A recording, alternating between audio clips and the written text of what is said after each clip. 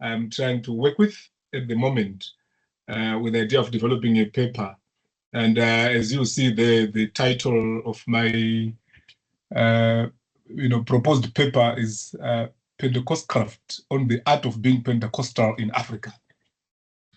You will notice that that concept of Pentecostcraft, it's a kind of portmanteau for two words, Pentecostalism and craft. So in other words, we are dealing here with the craft of Pentecostalism. And our concern here is with the practice of that craft within the African context. What does it entail? So I'm going to be referencing examples from Nigeria, examples from South Africa as well, in developing this concept, this theoretical idea, if you allow me.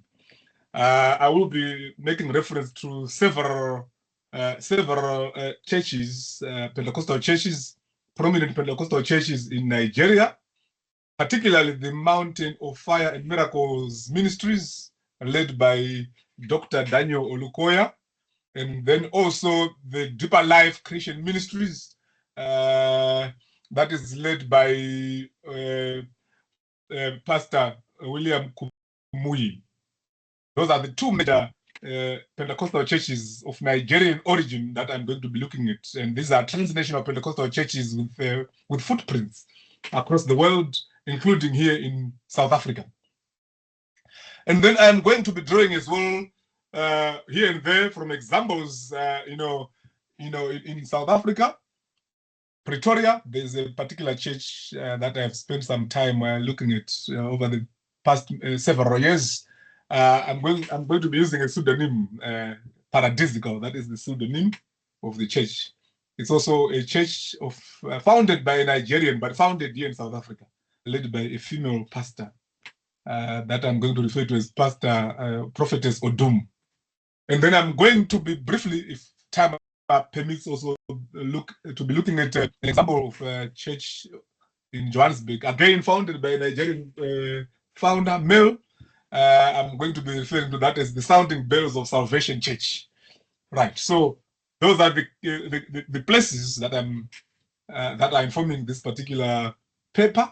And at least those four churches, but I could be referring to more because I'm going to be drawing on extended ethnography, in Lagos and in Pretoria, and especially also in Johannesburg.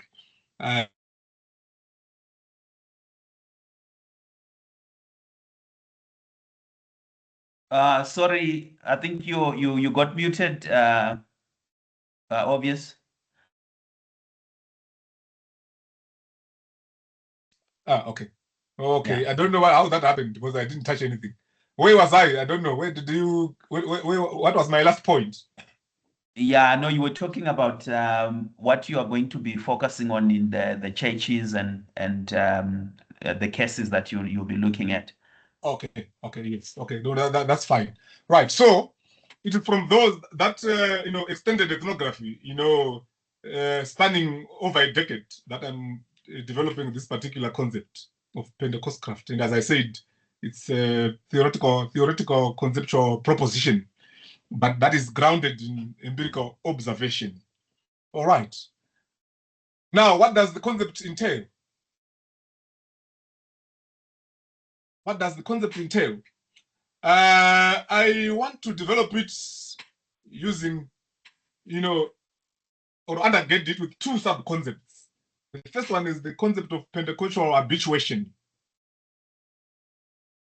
which also connects to the second one, which is the concept of Pentecostal personhood. Those are the two major concepts. Now, what do you mean by Pentecostal habituation? And I'm going to draw in examples for this.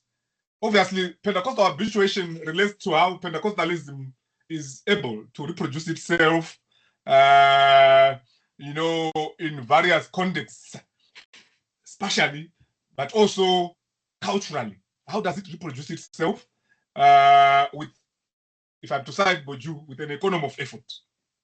What processes enable this reproduction and make it so easy, almost automatic to some extent? What are the processes behind this? why is Pentecostalism, particularly in African urban contexts, somehow becoming part of the urban culture, so to say, you know? So this is the first part of, in terms of developing this concept of Pentecoscraft, because obviously for something to become a craft, a common craft in various spaces, particularly in the African context, there has to be processes, taking place. So number one, I want to emphasize what I call the institutional presence, institutional presence of Pentecostal churches in African metropolises. Because, I mean, I could make this argument that Pentecostalism in Africa, while it is reaching everywhere, in the continent somehow, it is predominantly an urban phenomenon, particularly when you look at the new Pentecostal churches, but even the traditional Pentecostal churches, they have a stronghold in the city. So the city is a very important object of Pentecostalism. As much as it is an object of desire, it is also an object that somehow aligns, or a place that aligns with the dreams, the visions of Pentecostalism. Because as you know, Pentecostalism is a form of Christianity, one could say, aligns very much with neoliberal ethos, aligns very much with the processes, one could, for lack of a better word, processes of modernization in the African continent. The idea of progress, of advancement, is very much central to Pentecostalism, both at an individual level, but also, at a large scale level, involving whole nations, nation states, whole cities. Such that, it is increasingly the case that, if you look at a city such as Lagos, the sheer concentration of Pentecostal churches in that particular city tells you a story that highlights how Pentecostalism is aligned with the urban vision in that particular city. Much more so than is the case perhaps in Johannesburg or even Pretoria, which are the other case studies. One could, I remember one of the interviews, but also I corroborated this with my own observations, that when you are in Lagos, in the city of Lagos, wherever you are, in a radius of like 500 meters, there has to be a branch of a Pentecostal church. That's how it is. The sheer density of Pentecostal churches in Lagos makes it possible that wherever you are standing in the city, there has to be a Pentecostal church within, a distance of 500 meters. That is when you cumulatively put together all the Pentecostal churches. But there are some other major Pentecostal churches in Nigeria, such as the Redeemed Christian Church of Christ, who have made it their policy. That is the church led by Emmanuel Adeboye, the biggest in Nigeria. They have a policy to say that wherever you are within a radius of 1 kilometer, there must be a branch of the RCCG, particularly in large cities such as Lagos. So this special presence is very critical to the regeneration of Pentecostalism, is very critical to Pentecostal habituation, where Pentecostalism becomes a habit, becomes so widespread, becomes a culture within the African city. Significant, predominant culture, as it were. This is not to downplay other religions and other cultures or subcultures that are observable in African cities. But as you know, Pentecostalism is recognized as the fastest growing brand of Christianity in the world, if not the fastest growing religion, in the world today. So that is the significance of it. So that is why the idea of Pentecostal habituation is very, very central. Now, that we are looking here at a spatial and institutional level. But this is not enough. Pentecostal habituation, for it to take root, it should be driven by the ability of Pentecostalism to reach large populations and to convert large populations. Evangelism is very central, to Pentecostal practice, such that these large Pentecostal organizations that we are finding in the spaces of a city like Lagos, in the spaces of a city like Johannesburg, in the spaces of a city like Pretoria, they have that mission of conquering the city through evangelism and winning souls, for Christ, as they say. So that is the critical, logic of their practice.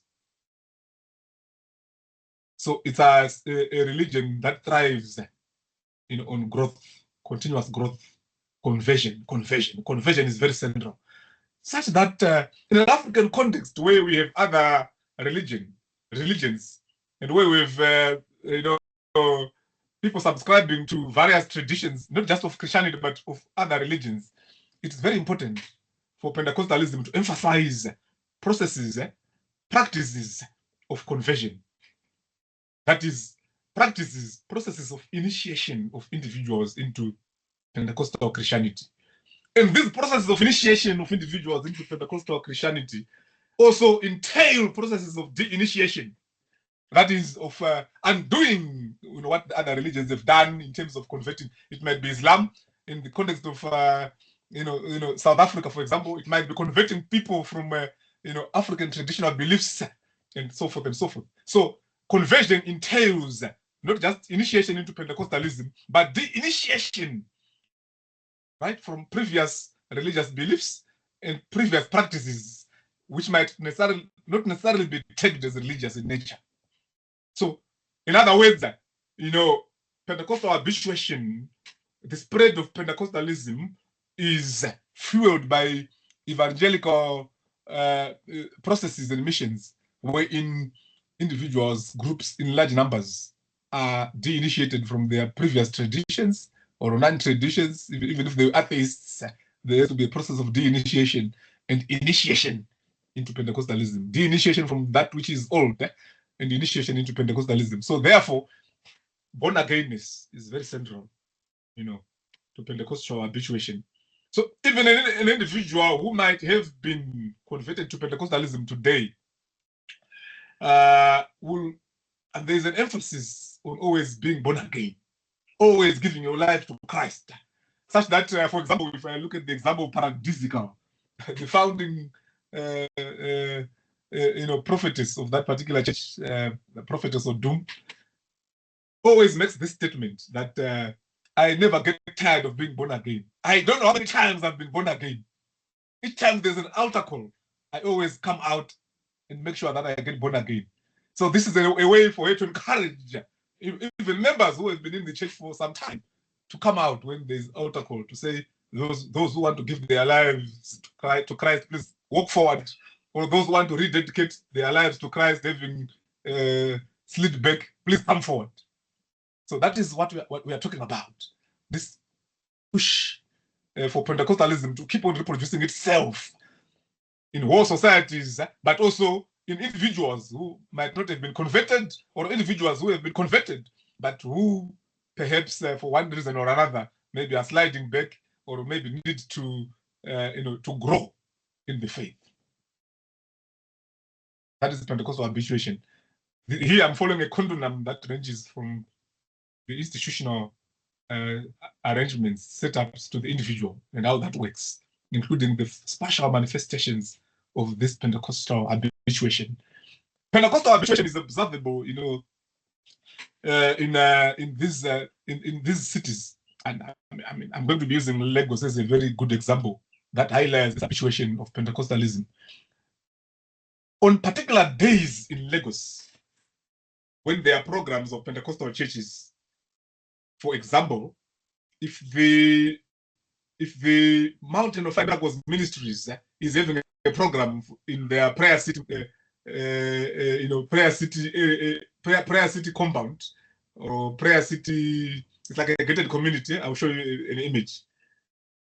What happens there is that the sheer volume of human traffic entering the gate to that particular, to the prayer city highlights. Oh, sorry. Okay, sorry.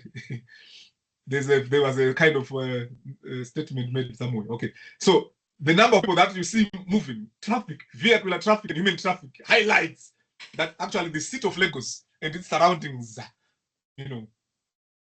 is is dictated in terms of the pace of movement in the temporal sense, and in terms of the concentration of human beings in the spatial sense, and of vehicles are determined a lot by Pentecostalism. So this just highlights to you how the city is at the mercy of Pentecostalism, during certain periods, where the churches are having services. Sundays, for example, are very busy with a lot of traffic jams. If you look at this image I'm showing here, I can show another image, but now I don't have to. But I can just simply explain. On a Sunday, in this particular space here, the amount of traffic, human and vehicular, that you find is so big that the whole neighborhood, this is a neighborhood called Bagada in Lagos, becomes overtaken by Pentecostal, by the church, by Pentecostalism. The rhythm of the neighborhood is somehow determined and driven, dictated by Pentecostalism. That's just an example on a Sunday. All right. So this is Pentecostal habituation as a concept. And like I said, it will help us to understand the spatial presence, institutional presence, and the, individual penetration or community penetration, of Pentecostalism.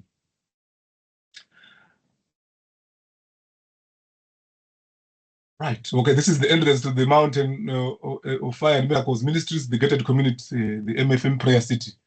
That I said, here, what you find is an auditorium. It's like a shed.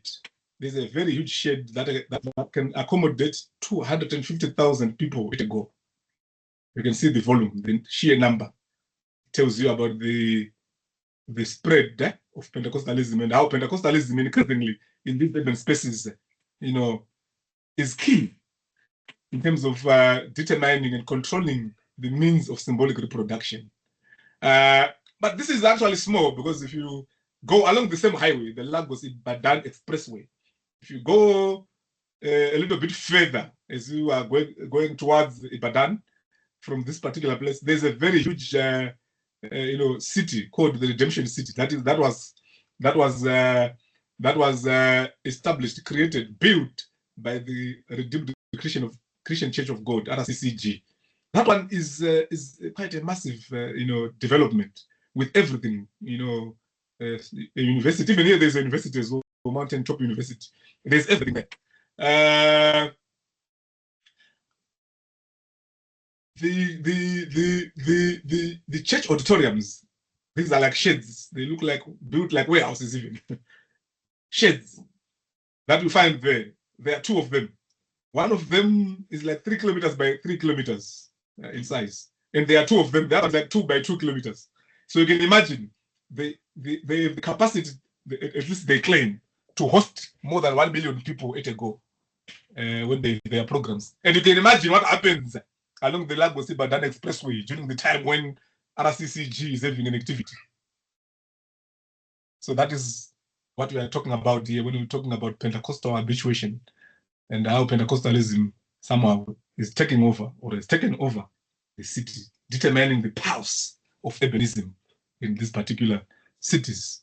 This is much less the case in Johannesburg and Pretoria, but at least there's something in terms of transnational flows of Pentecostalism to be learned from this particular experience, this particular development of Pentecostalism in Lagos. Right. The second sub-concept, when I'm talking about Pentecostcraft, is that concept of Pentecostal personhood. This is now filtering more and more to the individual, Pentecostalism has got certain pedagogies that it uses. I mean, in terms of preparing the faithful, the followers, to engage with life from a Pentecostal standpoint. Remember, Pentecostalism is also a standpoint, a spiritual standpoint, but also an economic and political standpoint, such that the spread of Pentecostalism means that certain aspects of personhood become predominant in particular spaces where you have more Pentecostals, in those particular spaces. So There are certain pedagogies that Pentecostalism pushes. Obviously, the word is very important. Teaching people how to engage the world, governing people's lives in terms of economics, financial literacy. So Pentecostal literacy is not just a matter of spiritual literacy. It is also literacy that touches all provinces of life, right? From how you handle your money, right? Being part of that divine economy is very critical as part of Pentecostal literacy. If you are seeking success, you are desiring success, there are certain practices, certain ethics that are necessary, that you must abide by if you are to find success. Number one is to partake in that divine economy, or what we can call the Pentecostal economy of donation, of sacrifice. You have to be willing to sacrifice, paying tithes, offerings, partnering one way or another with your church or with the men of God is very critical. And that connection to a man of God or a woman of God, remember the men and women of God, some of them, because of the sheer numbers of people that are under their wings, because of the sheer symbolic capital that they command, have transcended from being merely men of God or women of God to becoming gods of men and gods of women, because of the sheer power that they control, spiritually, politically, and economically.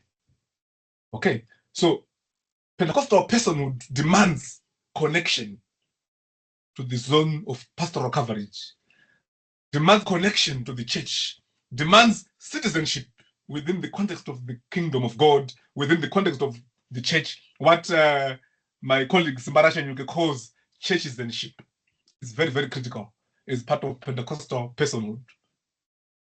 If you look at the church in Pretoria, Paradisical, that I mentioned earlier on, they place emphasis on the idea of citizenship because they refer to themselves as citizens of heaven. Therefore, whatever they do, their politics, their ethics, their economic practices are oriented towards the heavens in some ways. Therefore, that being part of that divine economy and partaking in that divine economy is very central, such that even if there's economic crisis out there, there's a very strong belief, very strong faith that Pentecostals will make it no matter the situation, no matter the macroeconomics of a particular region, of a particular country. Pentecostals have that faith that they'll make it. In other words, one could even cite the work of my brother, faith it until you make it, as part of the ethos of Pentecostal economic practices. All right, so that is very important. But Pentecostal literacy, as much as it entails aspects of economic literacy that driven by Pentecostalism, political literacy, and other forms of literacy, there's also a spiritual literacy which is very central. The ability to wage warfare prayer is very, very central to Pentecostal practices, as part of Pentecostal literacy, as part of the practice of born againness. In other words, a Pentecostal faithful must have the capacity, at least, to wage spiritual warfare. Pentecostcraft entails engagement with witchcraft in the African context. You cannot practice the craft of Pentecostalism in Africa without engaging one way or another with issues of witchcraft. That is why, to all intents and purposes, African Pentecostals are almost always, engaged in a form of spiritual warfare. If you look at the Mountain Fire Miracles ministry, it's very interesting. The language that they use there, when you go and watch them pray, there are certain words that you find. Words like death. Death is used as a weapon. There's a certain necropolitics of Pentecostalism where death is pronounced, declared against enemies. Imagine Dororio, right? At a spiritual level, where references are made to evil arrows, references are made to bullets in the spiritual realm, references are made to spiritual thieves. References are made to spiritual killers. And the language of back to sender is very central. The language of death. I know if you go to MFM, Mountain of Fire and Miracles Ministries, when you go to watch them pray, there's a word that you are going to always hear: die, die. You know, everything that they are combating, everything that is not of God to die. Every enemy to die. And in Yoruba, they use the word ku, ku, ku. So when they are praying, you can hear that sound, ku, ku, ku, ku, often, because they are engaged in a kind of necropolitics, which is very important in terms of waging spiritual warfare. If you look at paradisical, obviously every Friday, and in other prayer services, they also engage in what they call war room. War room prayers is very important. And then, yes, in Johannesburg, I use the real names of the churches now. Sometimes you hear programs like Pharaoh must die, and so forth and so forth.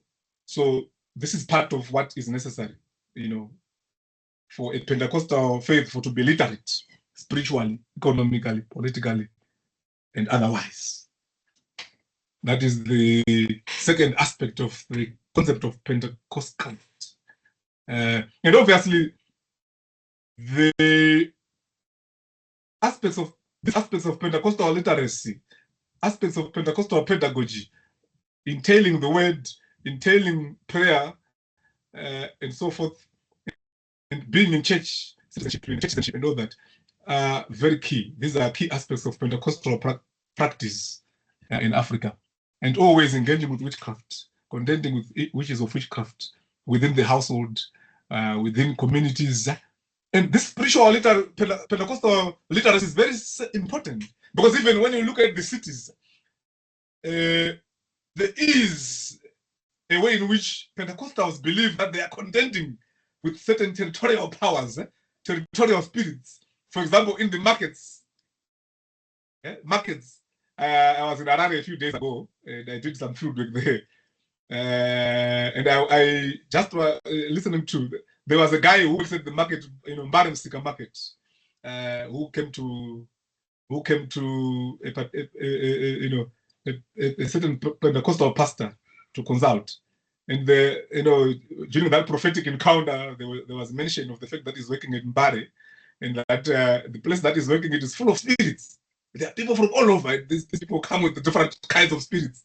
So I was saying, yeah, it is just by mere luck that you are surviving that place. What I'm trying to say is, you know, in terms of Pentecostal literacy, spiritual literacy, there has to be appreciation of the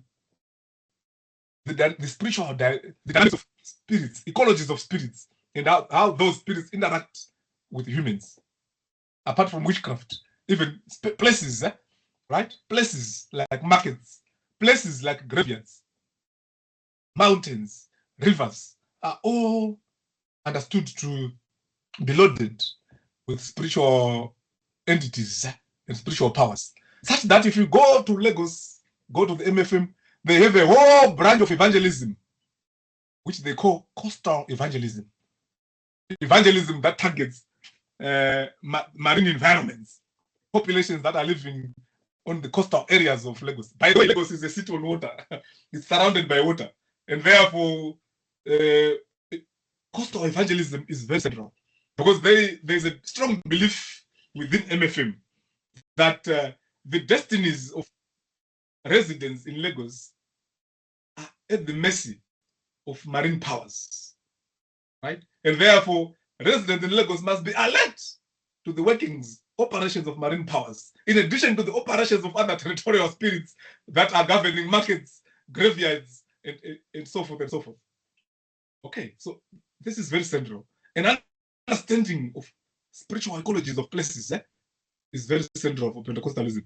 I mean, I remember reading Dr. Olukoya, one of Dr. Olukoya's books, where he made a very profound statement about Nigeria. He said the name Nigeria itself, it means it is drawn from Niger, which means queen of the coast. And therefore, the whole country, Nigeria, is at the base of marine spirits. That's the statement he made. Such that if you are a citizen of Nigeria, you have to be alert to that particular fact. And if you are praying as a Pentecostal, you need to be dealing with those spirits one way or another. And he made in one of the other books as well another very profound statement regarding the city of Ibadan. He said the city of Ibadan is under the power, crocodile powers. There's something about crocodiles that governs, or the spirit of crocodiles that governs that city. And therefore, any resident of Ibadan must be alert to that particular spiritual effect if they are a member of MFM. And whatever prayers they engage in must be informed by a spiritual understanding, by a certain level of spiritual literacy that takes into consideration the spiritual ecology of the place. Right, I think I need to round off. Right, I mentioned prayer already. This is a book by Dr. Daniel Olukoya of the MFM. It's called A Prayer Passport. Every member of MFM is encouraged to read this book.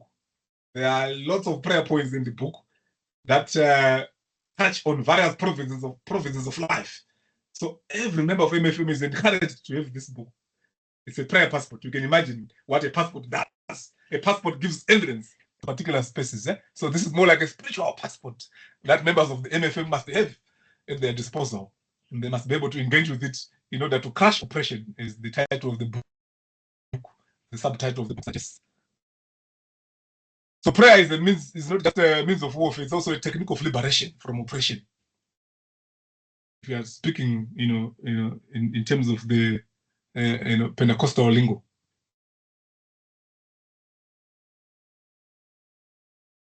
Right. The issue of born againness itself plays a very important role in mediating interactions between individuals. I remember when I was in Nigeria, one of the times I wanted to book into a guest house in the Mountain of Fire and Miracles Ministries whilst I was doing research. The first question that the guard asked me is, "Are you born again?" Such that it means if you are not born again, you cannot be booked into that particular guest house. So there's an element of suspicion also, which is very important as part of the spiritual literacy, Pentecostal literacy. You must be suspicious of individuals who might not be born again, or even individuals on the streets. So suspicion is very key. I remember even at TB Joshua, entrance into that space is not that easy. It's highly controlled. And a lot of these churches, including that Deeper Life Church Ministries that I showed you there, that headquarters, I showed you a picture there of the big church auditorium, that imposing church auditorium. You cannot just enter there, you cannot just walk in there anytime, anyhow. The space is controlled against outsiders who are suspected of having that, perhaps that inclination to mess up the place, defile the place. Remember, the church itself is considered a holy place in one way or another. Right, I think for the sake, okay, no, I don't have to talk about the prayer, because I've mentioned it already. I'm looking at my time. This was a video of prayer. Prayer is martial arts. To some extent, these are the techniques of survival. If you are going to be a Pentecostal, the Pentecostal faithful must understand that prayer is a martial arts. You are in a war, so to speak, and therefore you must have the means to fight that war. That dramatization, that idea, prayer is martial arts.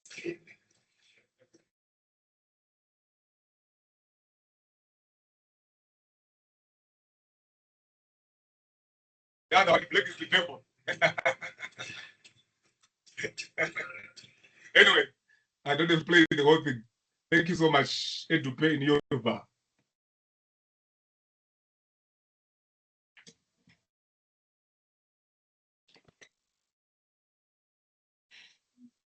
I don't know if, I'm done. Yeah, thank you very much. Thank you very much, Doc, for that fascinating presentation on Pentecostalism and being Pentecostal in mega metropolises in Africa. I think there are a lot of interesting issues that you present there.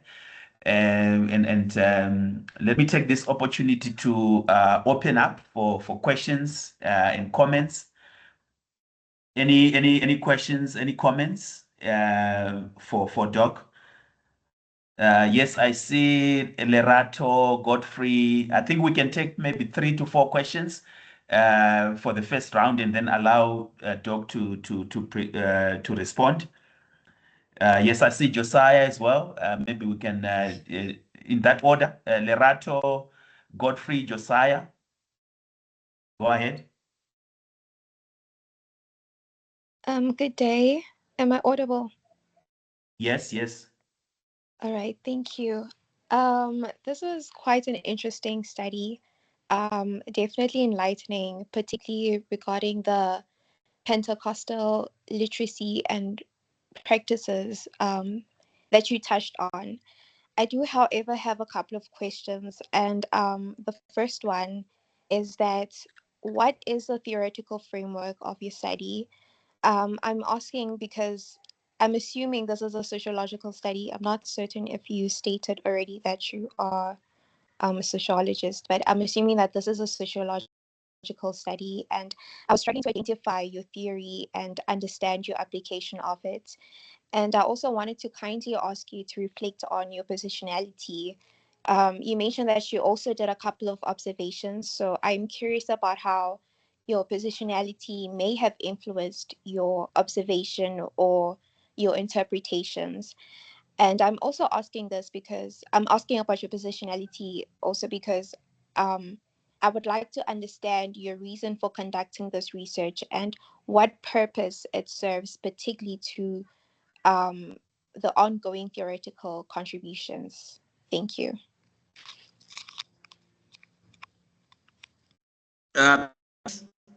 Thanks, Lerato, for your questions. I think Godfrey and Josiah, go ahead.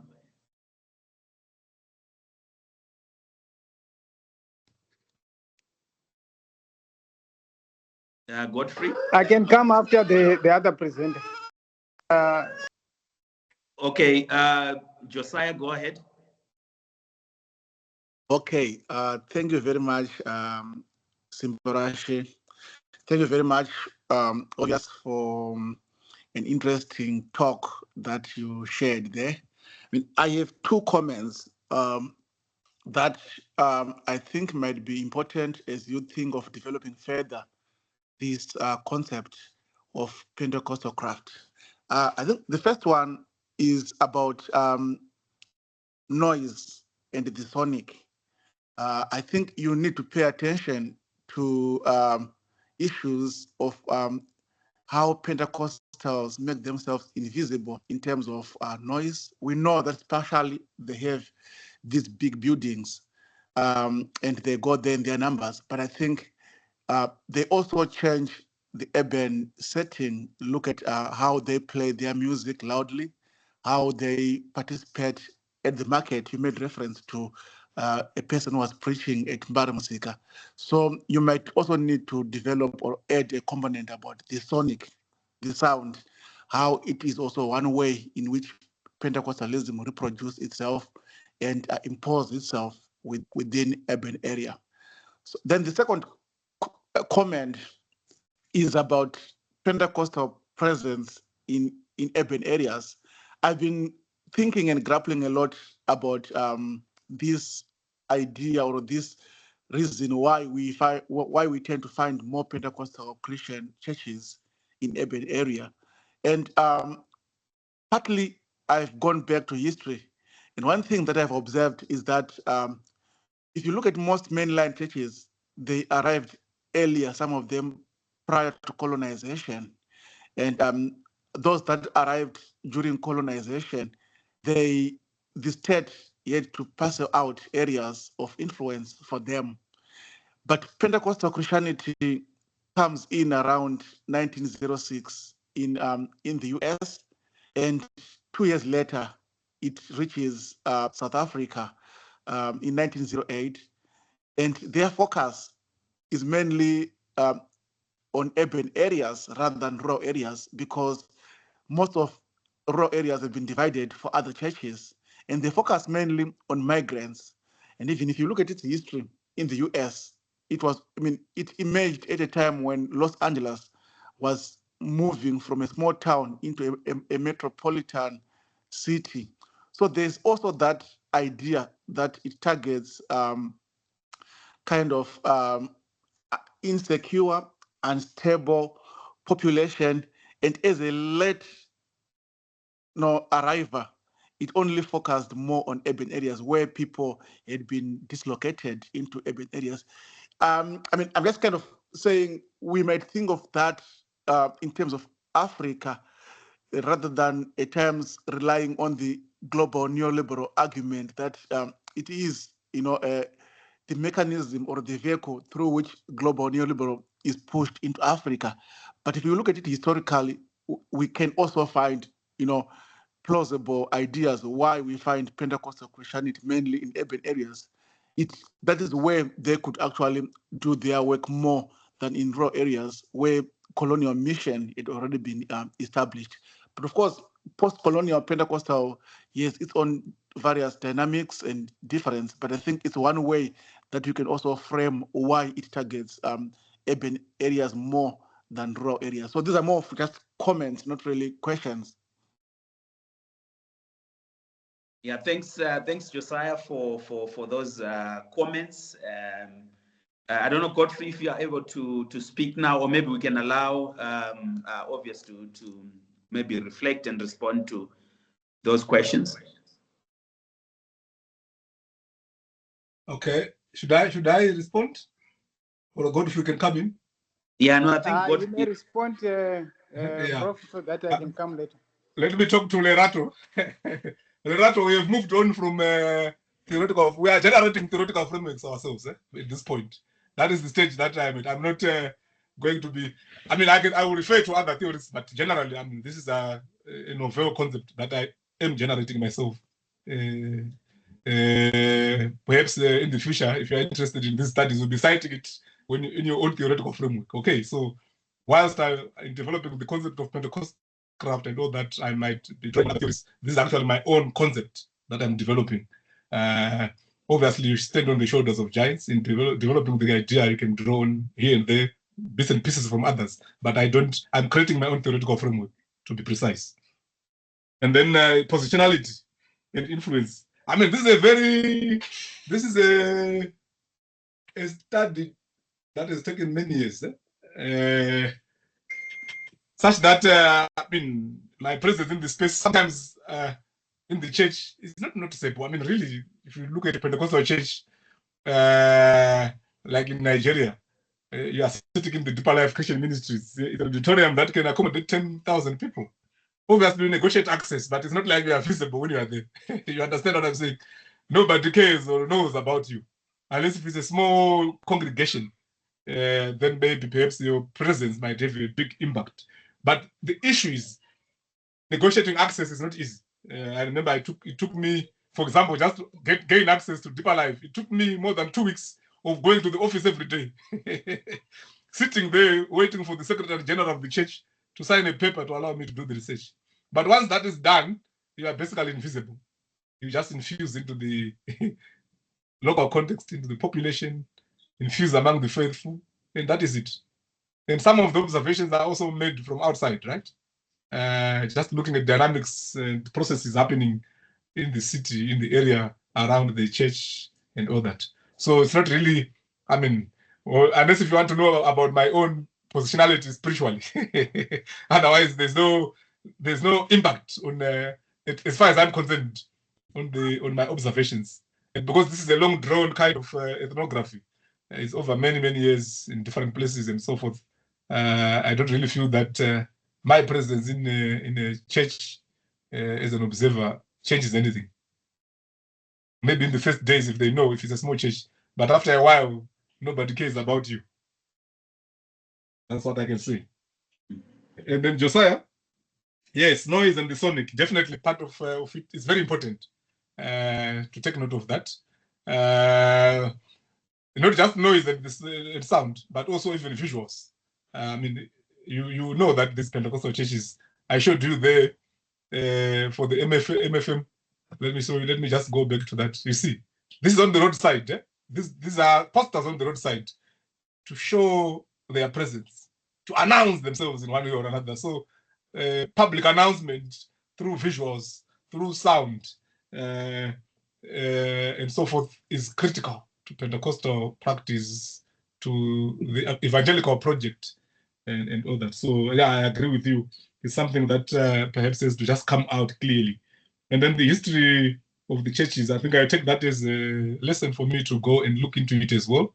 To not just have one argument to say, because Pentecostalism is a burn in nature, it aligns very well with the city, and therefore is able to infuse itself into city spaces more than in other spaces.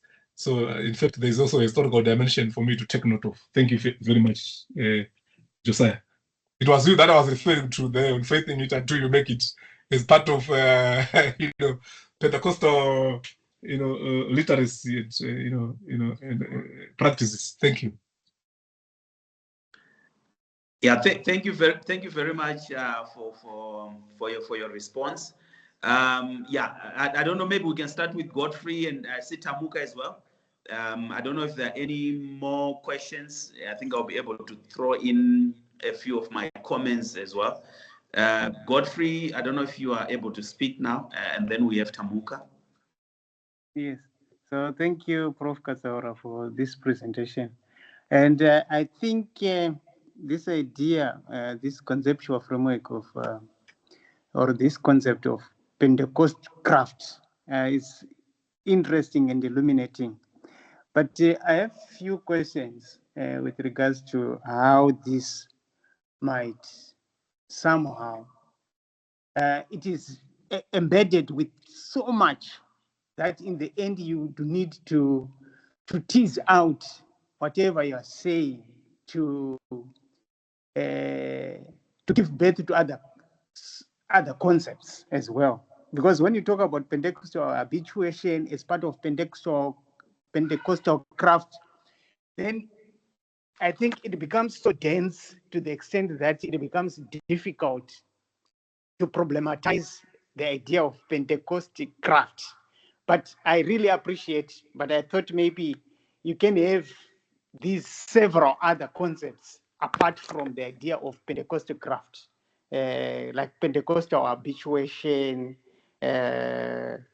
also the idea of Pentecostal personhood. So it's embodied within Pentecostal craft, and it becomes problematic really to problematize that Pentecostal craft. That's one, is just a comment.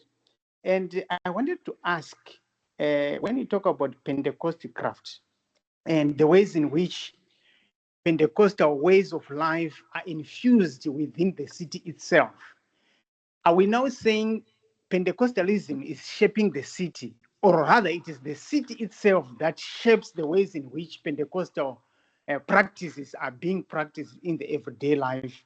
Because when you talk about the Pentecostal economy, because it's one way in which Pentecostalism speaks into the economy of the city, and how it becomes difficult for Pentecostalism to deviate itself from the city in which it is being practiced as a space. Then the last one, I think it has to do with the idea of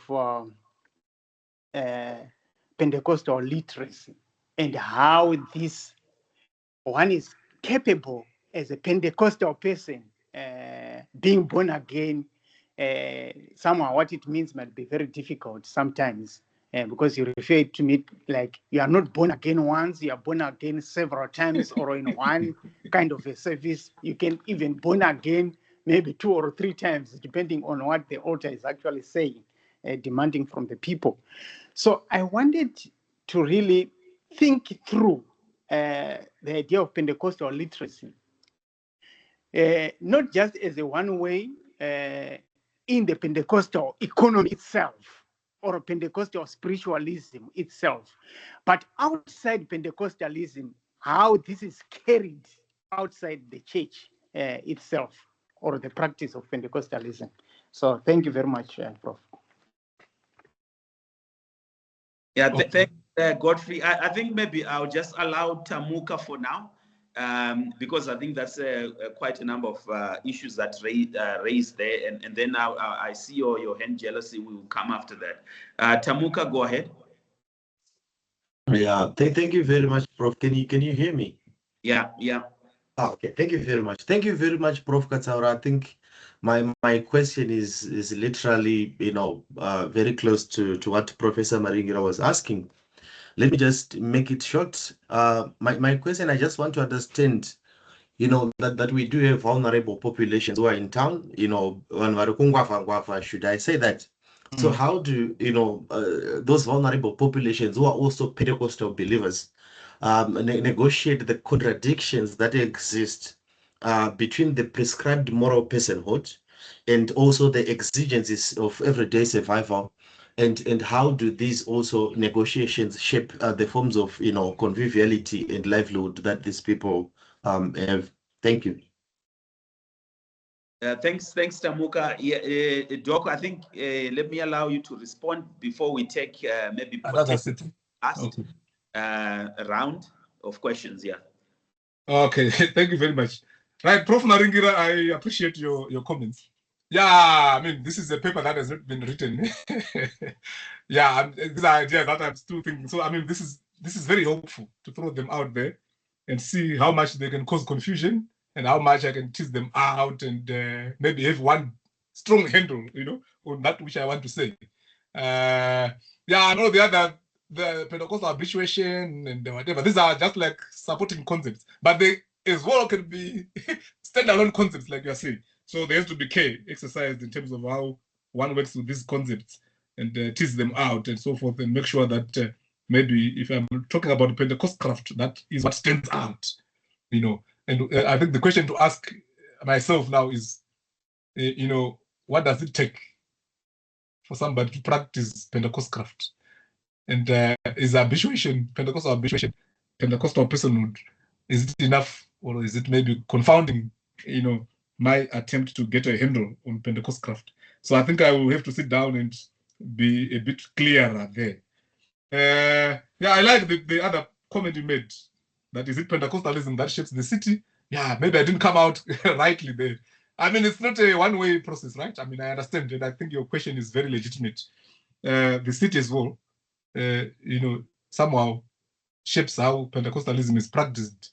I mean, each time, a church that travels, for example, from Nigeria and establishes itself in Johannesburg cannot do these things the same way that they do in Nigeria and Lagos. Because obviously here they are meeting a different population, maybe a different cultural background and all that. And therefore there's a way in which Pentecostalism becomes malleable, and able to connect with the environment in which it finds itself.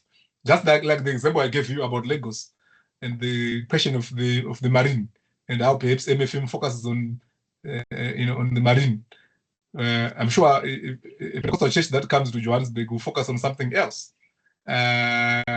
because there are other issues that affect the city, and the city is very far from the marine. It does not mean that the marine is not important, but there could be other issues that would inform what becomes important, in that particular city, particularly a city like Johannesburg or Pretoria, in contexts, characterized by violence. Obviously, from my studies, I noted that there is a concern with the spirit of violence, as a kind of territorial spirit, as a demon angel, the evil angel, that is operating in this space. So yeah, all that depends on like we said, on the place. So Pentecostalism is that ability to be malleable. Born againess, yeah, born againess is not just confined to the space of the church. It's a descendant concept. I didn't mention it. Yeah, I mean, I remember in one of the case studies, the pastor always says Christianity is not a badge. Okay, it's the way of life. It's not something that you wear or a jacket that you wear now, and then when you leave the church, you throw it away. That's what the prophetess of that Pretoria church always says. It's not a jacket. It's not a badge. So it's actually a way of life. In fact, they say it's not a religion. It's a way of life. So, yeah, I understand what you are saying. So, I mean, I take note of that. We have to decenter the church as well, because the born againness, practices of born againness, Pentecostal literacy, as I have indicated,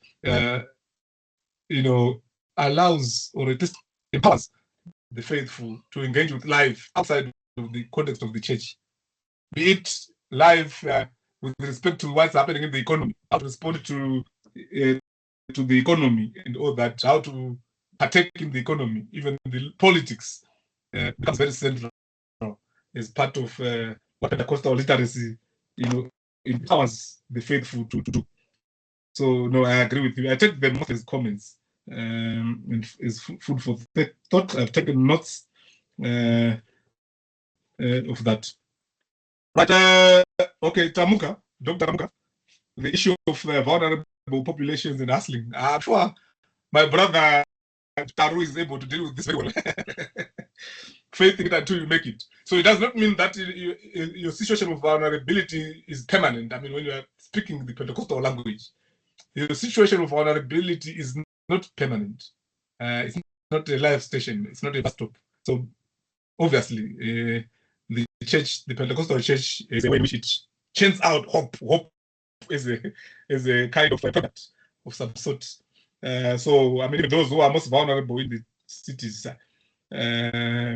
they are kept in a state of hopefulness somehow, despite the difficulties that they may face and even the contradictions that they may see. Because obviously, when you look at the Pentecostal churches, in the sense in which the Pentecostal churches also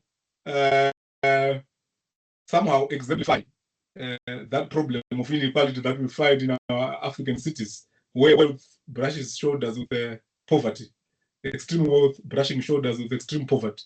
I mean, because a lot of these Pentecostal men of gods, or gods of men, if I have to cite as they largely flound a lot of wealth. Some of them own private jets, expensive cars, building expensive houses, and sometimes even the church itself is so nice, demonstrating affluence, yet the members might not exactly be affluent. But then there's a sense in which Pentecostalism fuels desire for those good things, in the faithful.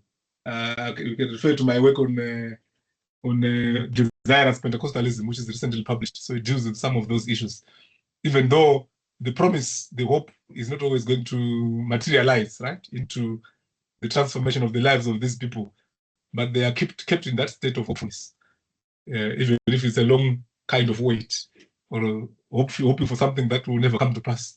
But I think it's important to have hope in life, and that is what is offered here. Okay, thanks. Yeah, thanks, Doc, for your response. I think it was jealous, and then we have Josiah, and then I think I'll throw in a few of my own as well. Although I think there's a very strong resonance with what maybe colleagues have already questioned.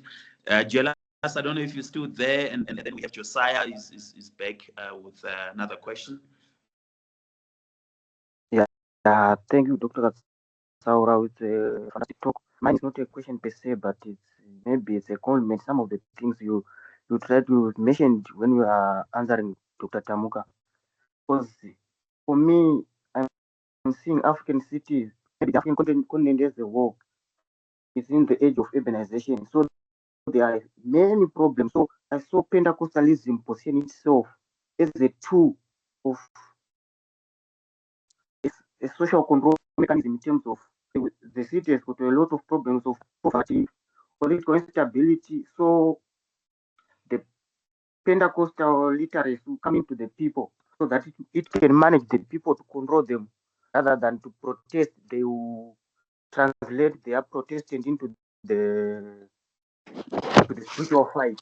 So they use Pentecostalism as a tool to fight poverty, political instability, so that they can contain the social well-being of the African cities. Thank you. That's my take. Thanks, Jealous. Josiah, go ahead. Thank you very much. Can you hear me? Yes. Yes. So I'm quite excited about this concept or framework that you're developing. And I just wanted to point you to the whole body of sociology, which is called sociology of craft. And I think you need to look into that so that when you combine that word Pentecostalism and craft, you can also talk a little. You can tease out what you mean by craft or why you picked craft. And we know that from sociology of craft, it concerns itself with issues of practice, how people make meaningful their relationship between everyday activities and broader projects, which matters to them. So I think you need to kind of look at sociology of craft and see how they define what craft is, so that when you match it to Pentecostalism, you actually kind of you are defining both the religion and also why you have picked craft, and how it necessitates sense of ownership, for people, because craft is about being an expert in what you do. So there is an overarching project that shapes daily practice. So I'm quite excited about this kind of concept that you're developing, and I want to see it kind of come alive. And I think one way of strengthening it is look at sociology of craft and see how they conceptualize and how they think about craft as practice, as rules, and as meaning making within the world. I think that would enrich the concept or the theoretical framework that we're trying to develop there. So I'm kind of excited. That's why I have lots of comments than questions. It's because I want to see this coming into reality and being developed, so that we can actually cite it and use it in the near future. Yeah, thanks, Josiah, for your comments and questions. Yeah, I am also fascinated with this presentation. Even looking at the picture that you are displaying there, when you look at what these prayer cities that many of these mega cities within cities themselves, and I think we can think of these in very interesting ways. And what fascinates me, maybe something that you can think with also, is the ontological and epistemological tensions that emerge between the sacred, the religious, and also the secular, especially in terms of urban planning. I think that's something that could be very interesting to look at, both in the case of Nigeria and South Africa. And I think you painted quite an interesting scenario on how Pentecostalism reconstitutes itself, but also how it reconstitutes the ontology of the urban. Can we still think, for instance, of the city and the infrastructural space or cityscapes as secular spaces, in especially when you look at Nigeria, where MFM and many other mega churches have also sort of dominated, like what you say, conquered the urban space. So can we still think of the city as a secular space under such a scenario where Pentecostalism has reconstituted the ontology of the urban?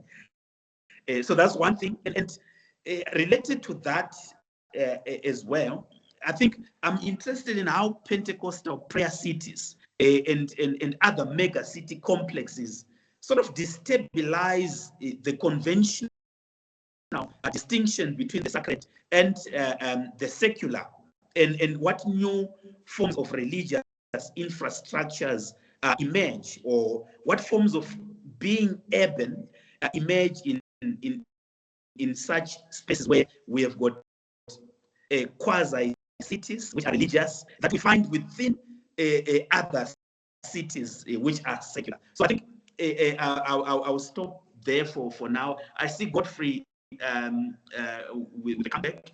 Maybe we can have that question as well, and then we'll allow you to respond, Prof. Okay, thank you. Very interesting, very powerful questions. Yeah, like I said, there's nothing written yet for this paper.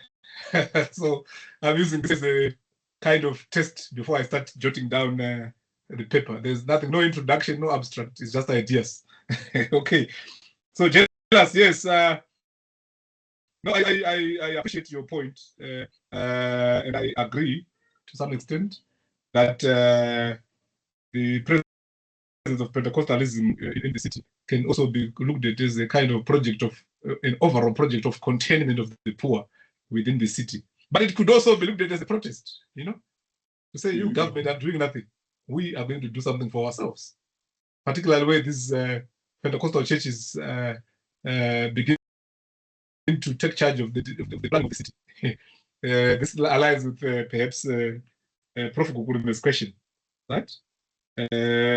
How they reconstitute the knowledge of the city. In fact, Asonzo Uka refers to them as miracle cities. Miracle cities. That's a very interesting concept as well. So what happens there? Often, if you look at the spaces of Lagos, sometimes the cities, oftentimes, the churches, they build something before the cities authorize them. So there's a famous statement that is being made that we plan the city, we plan and the state follows. Yeah? They just ratify, or at least there's kind of an engagement that happens after the fact. A space has already been taken up, something has been erected, and then plan authorities will follow after the churches have planned already. So it means there's something happening. There's a kind of gap there left by the state, and often these churches are also quite aggressive. Sometimes taking up spaces of the poor, particularly in those poorer neighborhoods. If you look at MFM, it's in a place called Onike in Yaba. It's a place which is also inhabited by a lot of poor people, and the church has that power to actually buy out these people from their properties. Sometimes they offer them what they can resist in terms of money. Sometimes they force them out through noise. You can resist. I can give you the example of that church I showed you. Just this church here, the Christian ministries, where they put their church there. There was another church of another house for a white garment bishop. It's actually a church that was being run by one of these white garment churches. So when the Deeper Life established itself in this particular place, they offered this guy money, this bishop money, to say, can you please leave this place? We are developing something here. And the guy refused. He said, when you were planning your things, did you plan to also take my place? He refused and remained there. And interestingly, ended up being sandwiched by this church somehow. This church is inside Deeper Life. Somehow with fences of Deeper Life on either side.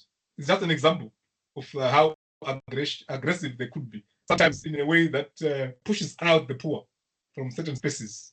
So it's a very delicate kind of situation where, as much as it is a project of containment of the poor, it is also a project of protest. But at the same time, also sometimes it's a project that challenges the existence of the poor in particular urban spaces. And so often in the spaces, you end up seeing that the poor people around the church who are not members of the church might end up protesting the establishment of these churches, particularly given the fast-paced nature of the developments. That you just wake up tomorrow, the place is cordoned off, and a big, gigantic building is just erupting from the ground. Very fast-paced in a way that confuses the local people. Anyway, so that is it, jealous, and partly Professor Gukurume. Yes, Josiah. Thank you so much. Sociology of craft, definitely. This is what's going to inform my development of this concept. I'm going to engage those literatures in detail to tease out and develop this concept, and hopefully you guys will be able to cite it as a kind of the conceptual framework, theoretical framework for future studies of Pentecostalism, particularly in the city. And then Gukurume, there's a lot that you gave me. The distinction between the secular and the religious, well, I mean, maybe that distinction no longer holds anyway. Maybe we've moved way past that kind of attempt to make a distinction between the secular and the religious in urban space, particularly in Africa. I mean, it no longer holds really.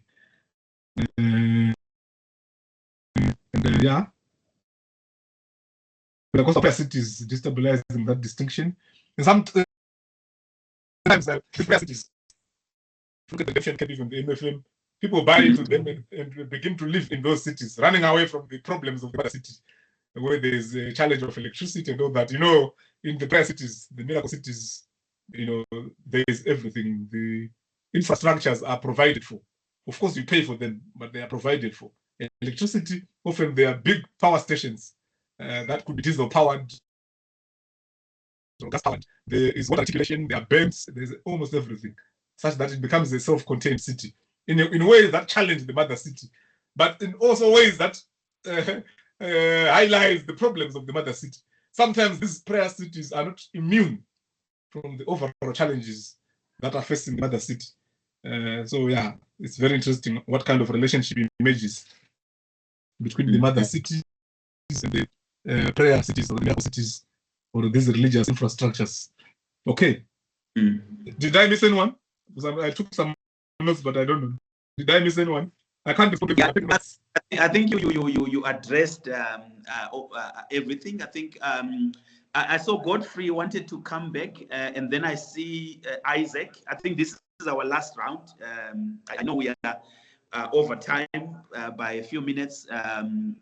Godfrey, if you want to throw in your question, then Isaac, in that order. Thank you for allowing me to come back. So, Prof. Kazaura, I have two issues which are positive, really. It's about when you were responding to others, I realized that this concept of decentering the city, how Pentecostals center the city.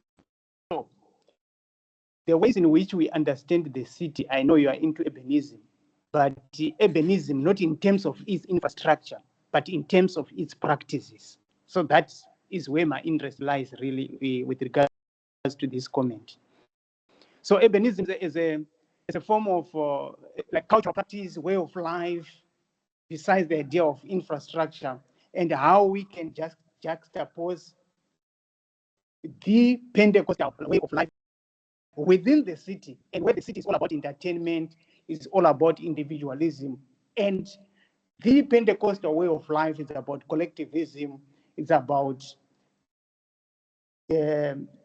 giving. It's about fasting. So it's about denying yourself. So we have now realized that the ways in which now Pentecostalism, in some cases, is no longer within the city. Of course, it is within the city, but its way, its practices are not of the city in some way. To the extent that in terms of infrastructure, some Pentecostalism, like the one in Malawi, Prophet Bushiri, is gone to an extent of building his own city, Goshen City. And what it tells us about Pentecostalism is that it's a way of resistance, exactly like what you are saying, a way of reconfiguring the city, a different kind of a city. But of course, we can have this kind of conversation at some moments in time. But thank you very much. It's just a comment. Thanks, Godfrey. Isaac.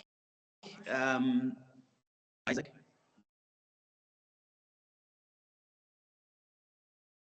Can you hear me? Yes, go ahead. Okay, thank you, Prof. Kazaura. Thank you for the presentation. Sorry, I didn't listen to the whole presentation, but I just wanted to bring one area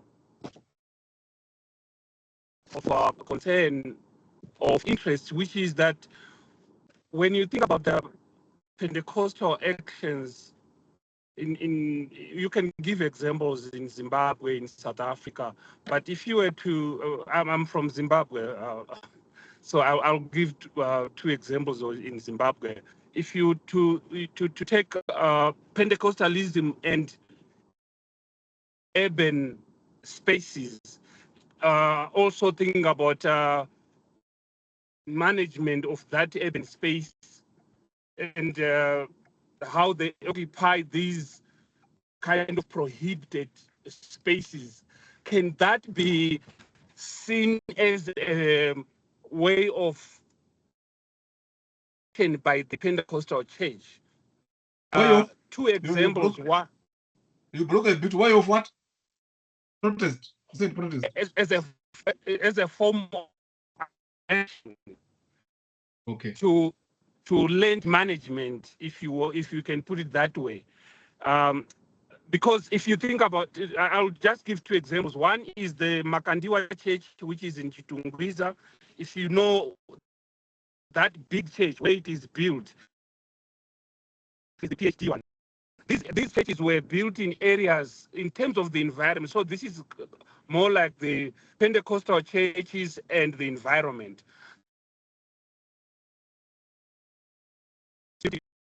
These are areas that were initially prohibited, but somehow they managed to find ways of constructing these big churches. And also, the argument initially was that these are not going to be residential areas, so they can be in these areas.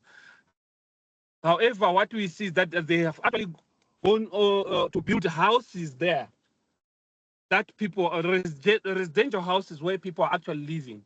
So how can this be construed as a way of aggression by the church in terms of how urban management or I just wanted to hear your thoughts. Thank you, Prof. Gukrume, for organizing this. Sorry, I'm still too early here. It's morning, but I hope you have enjoyed the. Yeah, no, thanks a lot. I think I'll abuse my position as the chair to ask the closing comment or reflections, and I like the idea that you highlighted around Pentecostal literacy, and maybe to use Prof. Nyamjo and Tamuka's concepts around what it means to be nimble-footed as a born-again Christian. And I was interested in what it means, for instance, to frame prayer as a form of martial arts, or maybe as a form of boxing, and maybe to use the concept that you develop around Pentecostal habituation. What forms of embodied subjectivity are produced in such a scenario where, for instance, certain Pentecostal ritual practices, such as prayer, are framed as martial practice. So I think that would be the last, and before we close. Okay. Thank you. Yes, this has been very useful, colleagues. I'm really enjoying myself. This is an undeveloped paper, so I'm the greatest beneficiary of this interaction. Yes, but the decentering the city. I largely agree with you there. You know, you spoke about denying yourself and all that. That maybe they are saying we're not of this city. There. I mean, I'm outside again. When you say cities, this prayer city is what you call the eschaton. It's like the end game of what a good city should look like, you know. So there's a sense in which it's eschatological to say, okay, this is the final destination.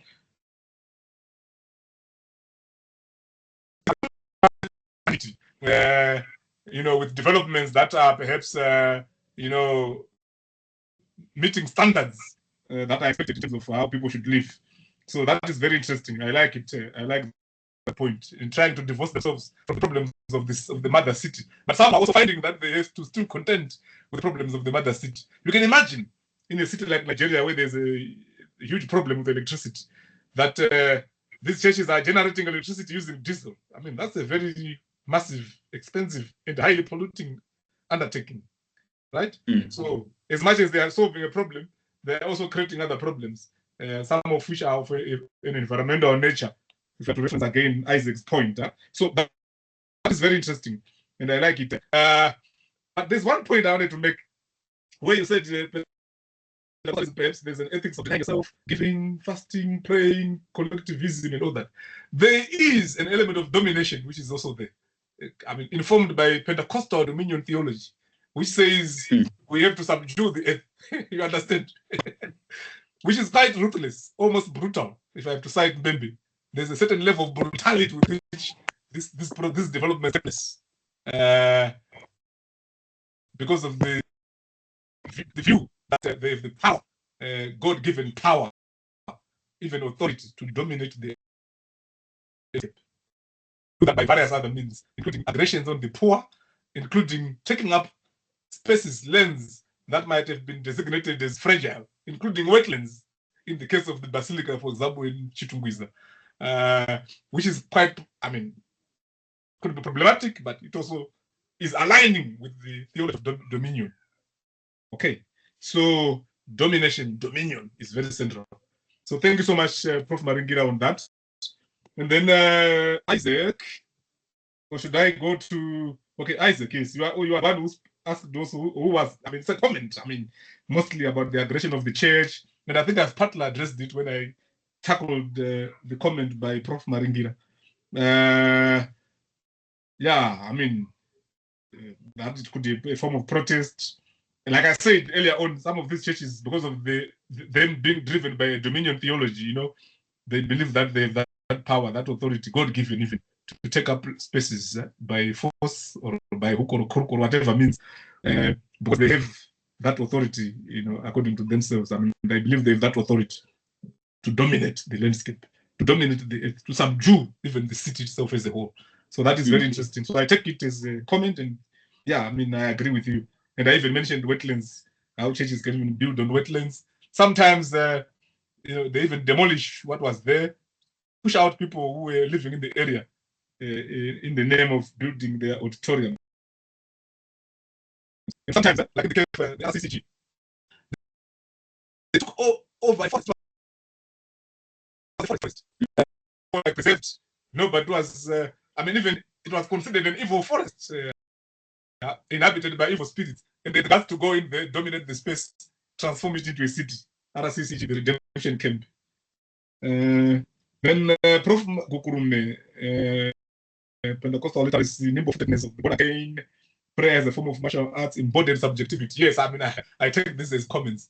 In fact, everyday practices speak to this particular issue, where even in terms of bodily adornments and uses of anointing oil, adorning themselves with particular anointed objects, is part of, you know, empowering themselves, blessing themselves to face life out there as they go about their everyday business. In fact, I love Dakin's quotation that a man who believes that he has got a God by his side approaches the world with confidence.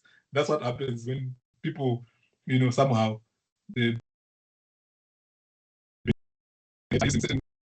certain materials given by Pentecostal prophets or pastor prophets as ways to engage boldly with the city. There's still a hand up. I don't know. Yeah. No, I think it's Isaac. I don't know if it's a quick one, Isaac. We're way over time. Maybe you can just throw in quickly.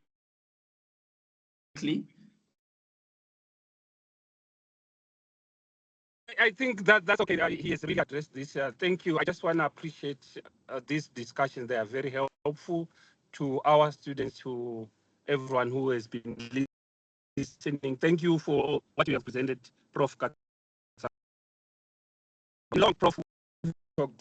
Yeah, we must connect. That is the importance of these spaces. Sometimes connect with long lost colleagues. Yeah. Thank you.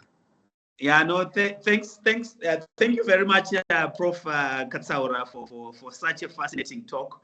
I think as someone who is interested in religion and Pentecostalism, I always learn a lot from your work. So we really appreciate, I'm sure, quite a lot of your talk, and we always do. And colleagues who joined us today, thank you very much for being there up to the end, even though we are slightly over time, and we really appreciate that. So thank you very much, and do enjoy the rest of your day. I see Josiah. I think Josiah is very much interested and wants to come with maybe a comment or something. Go ahead, Josiah. Informally, I think we have come to the end, but Josiah, go ahead. Yeah, just before Josiah comes in, thank you so much. I'm the biggest beneficiary of this talk. Yeah, I really appreciate it. Thanks. Josiah, you can talk.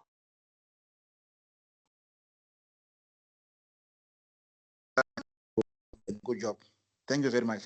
Thank you so much. I appreciate it. Thanks a lot, colleagues. Thank you very much. We really appreciate you making time. And Prof, we really appreciate you making time on your very busy schedule to spend 2 hours with us and sharing your work with us. Very, very insightful. We don't take that for granted. We really appreciate it.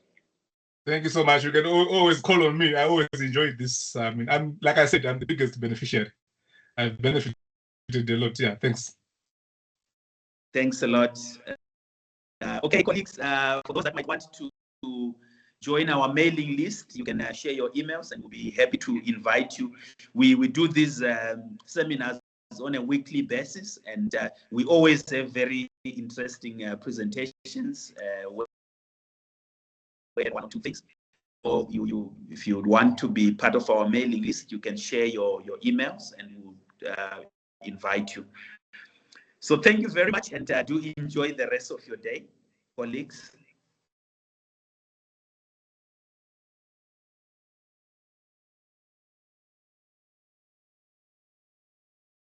Thank you, Prof.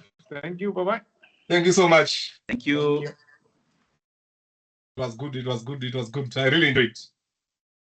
Yeah, no, the presentation was on point. I really liked the way you were conceptualizing and thinking about Pentecostalism and what it means to be Pentecostal. Yeah,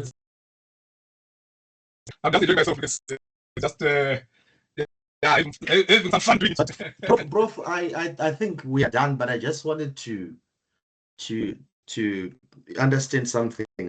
Yeah. Have you ever seen a trend where during the afternoon people go to Pentecostal churches, they attend their churches and all that? Yes. In other times during the week, they go and visit Apostle Maso. they truly believe that, you know, if I visit Maso, my issue, my case can be resolved. Yeah. But at the same time, they also want to benefit from the Pentecostal pastors, charismatic, worship that they have. So have you ever, experienced that in your research, and how do you think people balance that? Yeah, it's very interesting because I mean, the relationship between the Pentecostal pastors and the Masowe prophets is not always cordial, isn't it? Yes. It goes back to the point I mentioned. That's why there's always a process of initiation and de-initiation. Conversion was when you go there, you come back, you must still do something, And the same applies to the Masowe people. I remember when I was in Zimbabwe. I was in Zimbabwe last 2 weeks, and I did some food work there. Some of the guys who are of apostolic, who are part of the Masowe movement, they don't want to go to the charismatic pastors for anything. If they do go there, they say they have to start afresh in terms of their status as converts or as members. So you understand that you are not allowed to have somebody lay your hands on you. So if you do that, you get that. It's not like, with those who are part of the Pentecostal movement. But again, I mean, it's also about power, These people are seeking evidence of power, spiritual power. So if a pastor is not demonstrating that power, they go to Masowe to try and find something, isn't it?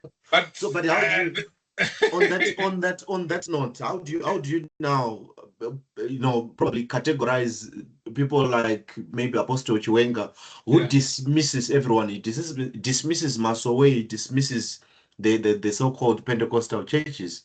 How do you now balance that? Where do you place him in this the whole conversation? Yeah, that one is a tricky thing, isn't it? I mean, he's also trying to find a space, a niche in that market, isn't it? So you have to juxtapose yourself against all the others and try to imagine like you are the one that is carrying the true word. I mean, it's quite problematic. But it's also about just trying to carve out a niche for himself. And I think even those who are not openly coming out to say that the Pentecostal pastors, they do that. They speak against the Pentecostal churches. In fact, if you're a member of a Pentecostal church, not to talk about Masu, and you go to another Pentecostal church, when you come back to your church, sometimes the founding pastor or your pastor in that church is suspicious of what has happened to you when you went to this other pastor. You understand? Because you know, Pentecostcraft, Pentecostalism and witchcraft, there's something there that aligns. That Something is pastors crafty. believe that the other Pentecostal pastor is using witchcraft. Something is crafty. There's crafting that's happening. Yes, exactly. So it's actually problematic for you to consider syncretic, for you to be moving from one pastor to another, even within Pentecostalism. You know, you are just saying, okay, I went to Zayoja, and then I went to this other pastor. I went to Miracle Paul. When you come from Miracle Paul, you are going to your pastor Zayoja. The pastor is asking questions.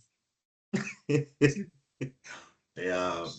you very much, bro. Sorry, I joined a bit late and I moved from sociology, but it was a very interesting and I regretted why I didn't join early. So is there anything that we can say, like you who do research, that from the scriptures, this should be the ideal church of